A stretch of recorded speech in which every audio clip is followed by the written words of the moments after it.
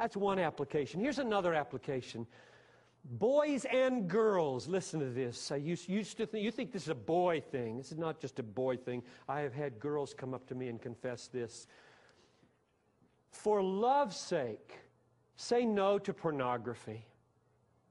I'd love to do a whole weekend on this with you sometime, but it probably should be separate groups, boys and girls separated. We'd do that sometime on how to battle this thing in your life. But I'm just saying tonight, for love's sake, for the love of your future spouse, I can tell you how much horror is going on at our church right now in marriages because some men and some women are hooked on pornography, and they got hooked at age 14. And now they're 29, ruining their marriages. And they cannot get free on this thing. And so for the sake of love, the solution to this problem, guys and gals on the internet, the solution to this problem is not duty. Okay, you're not supposed to do this. I won't do this. Duty, that will fail. You know it will fail. It has failed. What will not fail, what will succeed over time is, I am going to fight for a superior pleasure that severs the root of the lie that comes to me out of this monitor that says, I will be happier, I will experience more pleasure if I go there with this mouse than if I don't go there. There has to be a superior pleasure, a triumph over lower pleasures by higher pleasures. So one of the goals I'm hoping will come out of this weekend is that we are increased in our ability to cultivate deeper, higher, longer pleasures. I'll be real honest with you, and I'll risk boasting here because you need to know this about your preaching pastor. I have never, ever seen a pornographic picture on the internet.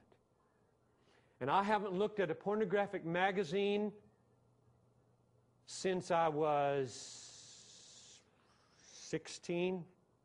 And I found a Playboy at a laundromat one time and hid it so I could keep looking at it for a while. I only say that because the battle can be won. I'm not perfect in my head. And I've got plenty to do in my heart. But God has enabled me to sit in front of a computer hour on end, knowing I could go anywhere I want, see anything I want. There's no guard on my computer. And I think about my King Jesus. I think about being able to look all of you right in the eye and be a faithful shepherd.